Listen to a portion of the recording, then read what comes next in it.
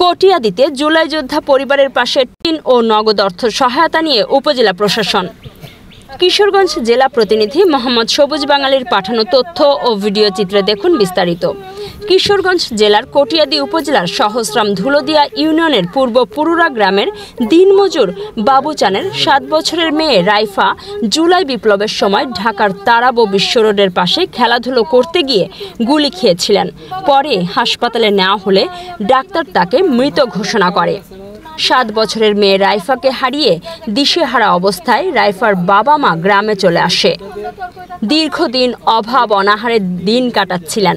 তারপর স্থানীয় এক সাংবাদিকের মাধ্যমে খবর পেয়ে ছুটে আসেন কটিয়াদী উপজেলার মানবিক ইউএনও মোহাম্মদ মাইদুল ইসলাম এবং জুলাই বিপ্লবে নিহত রাইফার বাবা মায়ের হাতে কিছু নগদ অর্থ সহায়তা, চালের বস্তা ও টিন তুলে দেন।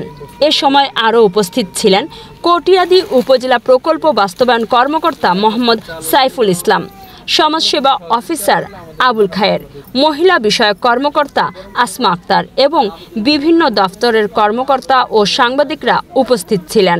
70-80 বছর হয়েছে, আমরা পাইছি না, আমরা পল্লিকারা মায়ের দেয় মাছ দিতে। তো ওনারা তো ভালো মনে করছি, ওনারা ভালো মনে করে সব কিছু আমরা গরিব বাঙালি কিছু যারা পাইছে কিছু মাছ ডাল দিয়ে গেছে। ধন্যবাদ।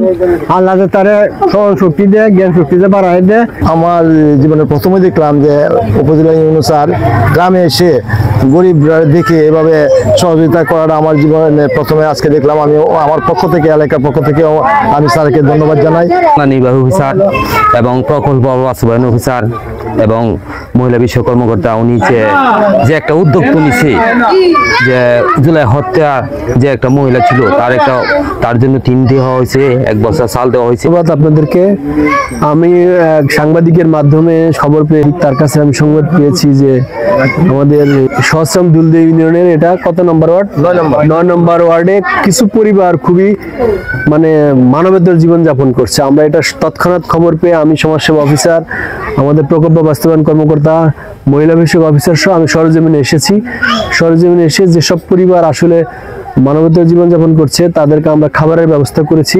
আমাদের এক জুলাই যোদ্ধা পরিবার আছে, সেও খুবই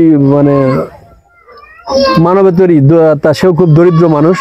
তার জন্য আমরা টিনের ব্যবস্থা করেছি, 1 বস্তা চালের ব্যবস্থা করেছি, আর হলো নগদ টাকা দিয়েছি, তাদেরকে সহায়তা করেছি। এবং আমাদের উপজেলা প্রশাসনের এই মানবিক সহায়তা কার্যক্রম চলমান থাকবে।